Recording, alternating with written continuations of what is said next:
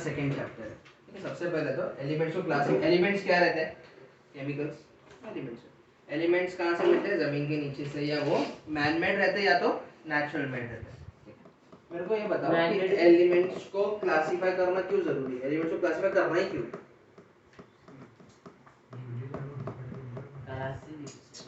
Elements को classify क्यों करते हैं अपन? कि भाई एलिमेंट्स की जो स्टडी है वो इजीली हो जाए। ठीक है, अपन ग्रुप में पढ़े।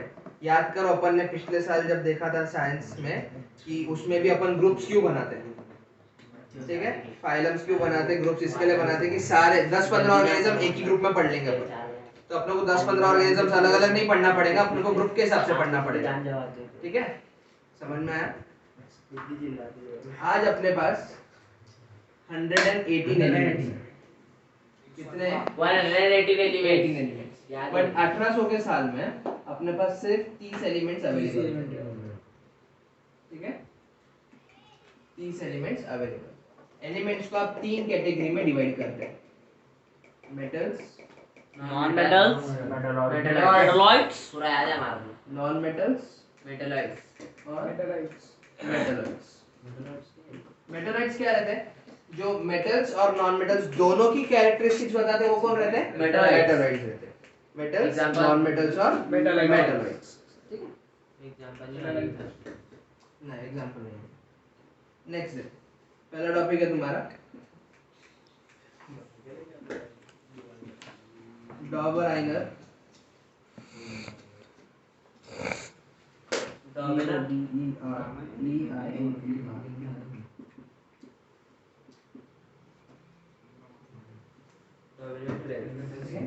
डॉबराइनर ट्रिएड्स। ट्रिएड्स बोले तो ग्रुप ऑफ 3 एलिमेंट्स। ठीक है, डॉबराइनर ने क्या बोला था कि 3 एलिमेंट्स लेना है। कितने एलिमेंट्स लेना है? 3। किस हिसाब से लेना है? उनके एटॉमिक मास के हिसाब से। ठीक है, एटॉमिक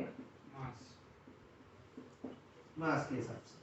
ठीक है, 3 एलिमेंट्स लेंगे आप। फॉर एग्जांपल लिख लो उनका Li, Na और K। ठीक है, उन्होंने क्या बोला था कि सबसे बड़ा और सबसे छोटा जो एटॉमिक मास है वो दो एलिमेंट्स को प्लस करो, डिवाइड बाय 2 करो, तो बीच में जो एलिमेंट है उसका क्या निकलेगा? एटॉमिक मास निकलेगा। Li का कितना है? देखो Li का 6.9 है। ठीक है, Na का 23.0 एटॉमिक मास, हाँ, और 39.1 K का। Li बोले तो लिथियम, Na बोले तो सोडियम, K बोले तो पोटेशियम। ठीक है, इन्होंने क्या बोला? दोनों बड़ों जो सबसे छोटा सबसे बड़ा दोनों को प्लस करो। Li plus K divide by 2 क्या होगा? ये 6.9 प्लस 39.1 डिवाइड बाय 2 क्या आएगा? ये 46 डिवाइड बाय 2 क्या आएगा आंसर? 23। बीच वाले का आ रहा है 23 किसका आया? Na का। ये क्या बोला था? डॉबराइनर ने बोला था 3 एलिमेंट्स लो, सबसे छोटे वाला और सबसे बड़े वाले को क्या करो? ऐड करो। सबसे छोटे वाला और सबसे बड़े वाले को ऐड करें, डिवाइड बाय 2 करो। 6.9 plus 39.1 divide by 2 is equal to 46 by 2 is equal to क्या है? 23 जो Na का एटॉमिक मास। कोई भी 3 नहीं, उसने क्या बोला था? किस हिसाब से? एटॉमिक मास के हिसाब से। जब उसने स्टार्ट किया था कितने एलिमेंट्स थे? 30 एलिमेंट्स थे। ठीक है, उसने अलग अलग प्रॉपर्टीज देखा होगा ना, सिमिलैरिटीज, उस हिसाब से 3 लिया होगा। अपन 118 में से कोई भी 3 तो नहीं उठा सकते ऐसा करने के लिए, सबका नहीं आएगा।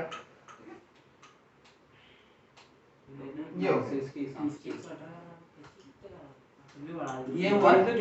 एक पॉइंट आपको डालना है कि all elements cannot be kept into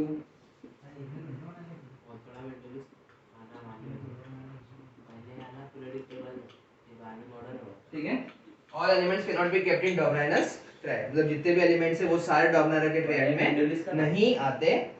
triad मतलब 3 कर लो, 1 2 और 3। एक एग्जांपल लर्न करके रखना, Li, Na और K का। डॉबराइनर का ट्रायड का अगर क्वेश्चन आता है आएगा कि state Dobereiner's triad with an example या give the law of Dobereiner with an example, तो तुमको ये एग्जांपल आएगा उसमें। पीरियोडिक टेबल किने बनाया हमने पहला?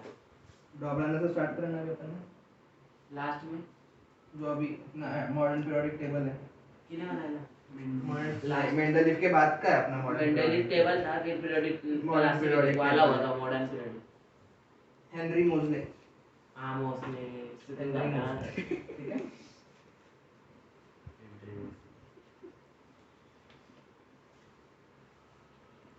Newlands law of octaves. ठीक है, सारे गानों का सुना हुआ है कभी सभी? हाँ। अपन डो रे सारे मी गामा पा। बोलते हैं, उसको इंग्लिश में क्या बोलते हैं? डो रे Octaves। मी। ठीक है, न्यूलैंड्स लॉज ऑफ ऑक्टेव्स। ये किसने दिया था? जॉन और गुड्स जॉन जॉन न्यूलैंड। न्यूलैंड, उनके नाम के ऊपर उसका न्यूलैंड्स लॉज ऑफ ऑक्टेव्स रखा हुआ है। इन्होंने दिया था 1866 में। क्या नाम रखा? क्या रखा हुआ है उनका? John Newland. 1866 वो टाइम पे 35 एलिमेंट्स अवेलेबल थे। रख दो 5 बढ़ गया था। ठीक है। उन्होंने क्या करा? Increasing order of atomic mass के हिसाब से अरेंज किया। Increasing order of atomic mass के हिसाब से उन्होंने क्या किया? अरेंज किया 35 एलिमेंट्स को। ठीक है, जब उन्होंने अरेंज किया तो उन्होंने ये बताया कि जो फर्स्ट एलिमेंट है, ठीक है, उसकी प्रॉपर्टी एथ एलिमेंट से क्या होती है? मिलती है। ठीक है, एग्जांपल लो, जैसे कि 1 2 3 4 5 6 7। एथ जो एलिमेंट है उसी किससे मिलेंगी? 1 से। फिर उसके बाद 9। तो देखो 1 2 3 4 5, ये 1 2 3 4 5 6 7 और 8वां एलिमेंट उसकी प्रॉपर्टी किससे मिल रही है वापस? 9 से। मतलब 9 की किससे मिल रही? 2 से। तो उन्होंने क्या बोला हुआ था कि फर्स्ट एलिमेंट और एथ एलिमेंट की प्रॉपर्टीज क्या करेंगे? एक में एक से मिलेगी। इक्वल नहीं, मैच नहीं है, मिलेगी सिर्फ, इक्वल नहीं रह सकती कभी भी प्रॉपर्टीज किसी। उनका पूरा टेबल लर्न करने की गरज नहीं है। ठीक है, इतना याद रखना है कि उन्होंने 7 into 8 56 कॉलम्स बनाए थे। 7 into 8 56 कॉलम्स, 56 एलिमेंट्स को एकोमोडेट करने के लिए। उसके बाद उन्होंने दो अपन वो देखते हैं उनके कि क्या नहीं था उनके टेबल में। एक तो न्यू एलिमेंट्स के लिए जगह नहीं थी। न्यू एलिमेंट्स के लिए प्लेस नॉट इन एलिमेंट्स थी नहीं था। न्यू एलिमेंट्स के लिए प्लेस क्या था? नहीं ना था। ना ना ठीक है, और उन्होंने क्या किया था प्लेस इसमें कि same place for two different elements. मतलब दो अलग अलग एलिमेंट को उन्होंने एक ही जगह पर रख दिया था। दो अलग अलग एलिमेंट्स को जिनकी प्रॉपर्टीज ही अलग है, उसको क्या किया था? एक ही जगह पर रख दिया था। ठीक है,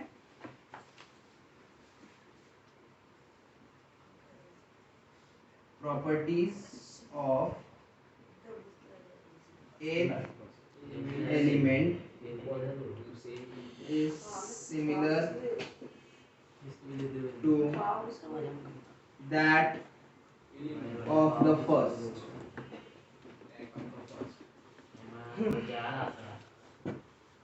न्यूलैंड्स के बाद नेक्स्ट है तुम्हारा मेंडलीव पीरियोडिक टेबल। मेंडलीव का मेंडलीव का पूरा नाम डिमित्री मेंडलीव। उसके टाइम पे 63 एलिमेंट्स। कितने बड़े हो गए? 35 थे ना? 28 इन्होंने इधर देखो, इन्होंने क्या किया कि एटॉमिक मास के हिसाब से तो लगाया ही, एटॉमिक मास के हिसाब से लगाया, प्लस उन्होंने फिजिकल और केमिकल प्रॉपर्टीज के हिसाब से भी लगाया। पीछे अलग है तेरी को कट करते गए कर लो कि हाँ, नहीं ये कट नहीं करते थे, उसमें ही कुछ चेंजेस करते थे। उनके एक भी गए ना उसमें देख ट्रिएड था, इसने ट्रिएड छोड़ दिया, इसने पूरे एक इसमें ले लिया। अब उसने क्या लिया था? Atomic mass. इसने क्या बोला? एटॉमिक मास के साथ में फिजिकल और केमिकल प्रॉपर्टीज भी लूंगा। पीछे अलग साथ देते हुए आगे बढ़े। बट अपना जो हेनरी मोजले ना, उसने पिछले का सब कैंसिल कर दिया। उसने एटॉमिक मास से हटा दिया, उसने एटॉमिक नंबर से लिया। वो ज्यादा था एडवांस पहला। ठीक है, फिजिकल एंड केमिकल प्रॉपर्टीज, दो चीजें लिया, एटॉमिक मास और physical and chemical properties. Physical properties क्या है? वो दिखता कैसा, मतलब वो हार्ड है, वो सॉफ्ट है, सॉलिड स्टेट में है, लिक्विड स्टेट में है।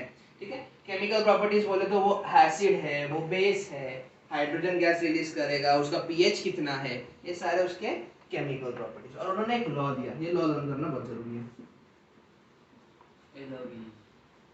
Properties of elements are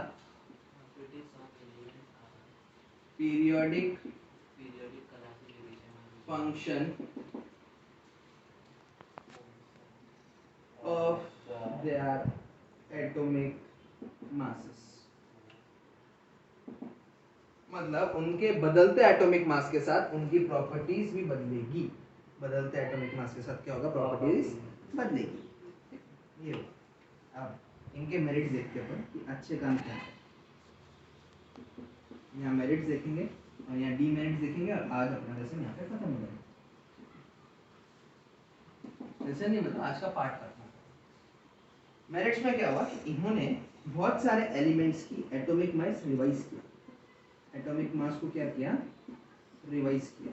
revise बोले तो जो मास पहले गलत दिए हुए थे, कुछ एलिमेंट्स के जो एटॉमिक मास थे वो गलत दिए हुए थे, उन्होंने क्या किया उसको कि सही करके बताया। क्या करके बताया, सही करके बताया। ये पहला मेरिट हो गया। ठीक है, एग्जाम्पल्स की गलत नहीं है, शॉर्ट में लर्न करना। सेकेंड है आपका कि उनको 3 एलिमेंट नहीं पता था, तो उन्होंने 3 एलिमेंट के बदले अका बोरॉन, अका एल्यूमिनियम और अका बोरॉन है ना, बोरॉन एल्यूमिनियम और सिलिकॉन। बोरॉन एल्यूमिनियम और सिलिकॉन। अका बोले तो उनके बाजू वाला, मतलब बोरॉन के बाजू वाला, एल्यूमिनियम के बाजू वाला और सिलिकॉन के बाजू वाला। ये नहीं पता था, वहां पे बॉक्स छूटा हुआ था, उन्होंने छोड़ दिया हुआ था। इन्होंने इन तीनों के प्रॉपर्टीज प्रिडिक्ट करे थे।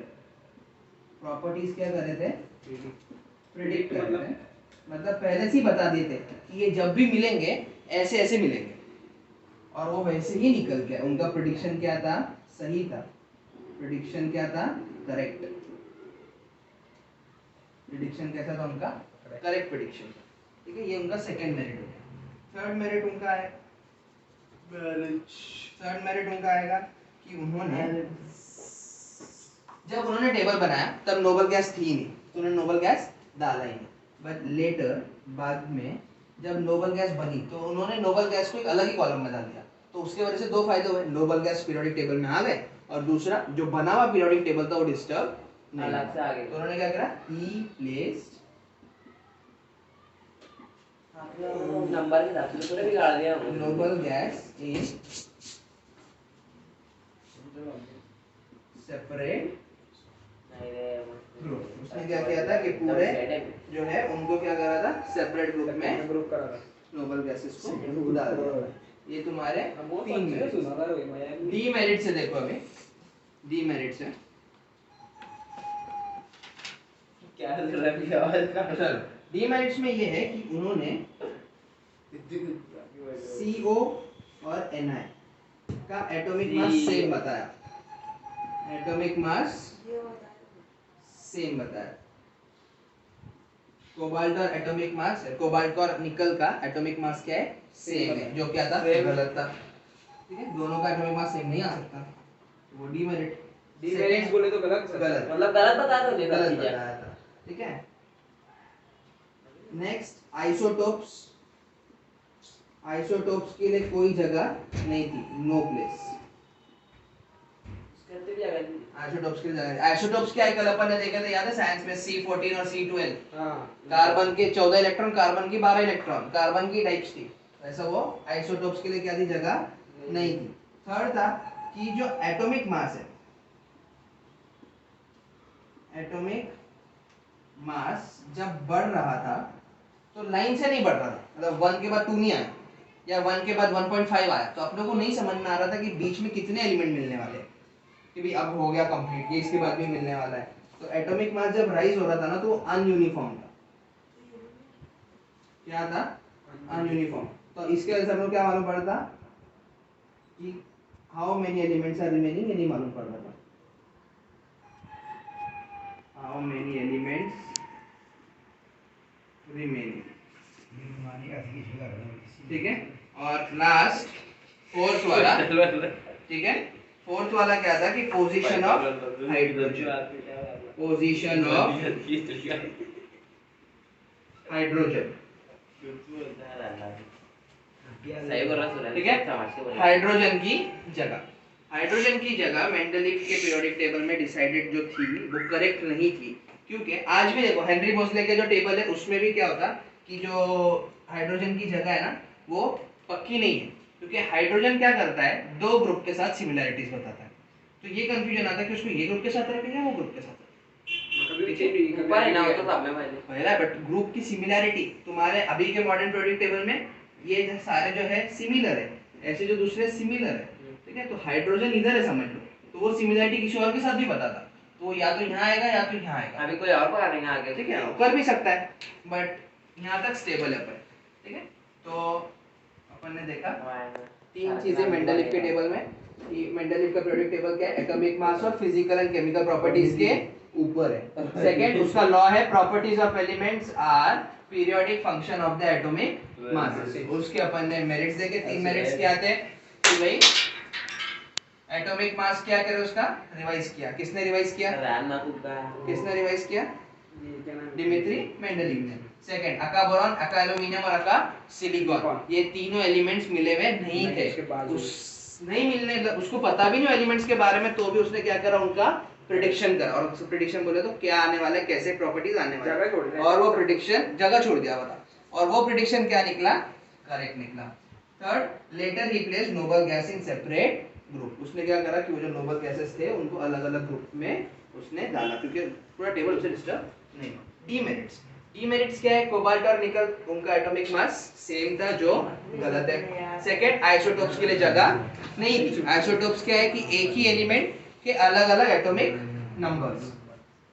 थर्ड एटॉमिक मास अनयूनिफॉर्म था, लाइन से नहीं बढ़ रहा था, तो इसके वजह से समझ में नहीं आता कितने एलिमेंट्स मिलने हैं कितने एलिमेंट्स नहीं मिल रहे हैं। और last fourth position of hydrogen, hydrogen की जगह दो जगह आनी चाहिए, अब उसमें से उसने कहाँ डाला उसके हिसाब से, तो उसका एक प्रूफ चाहिए था जो प्रॉब्लमेटिक केस है। यहाँ पे हमारा आज का लेसन खत्म है।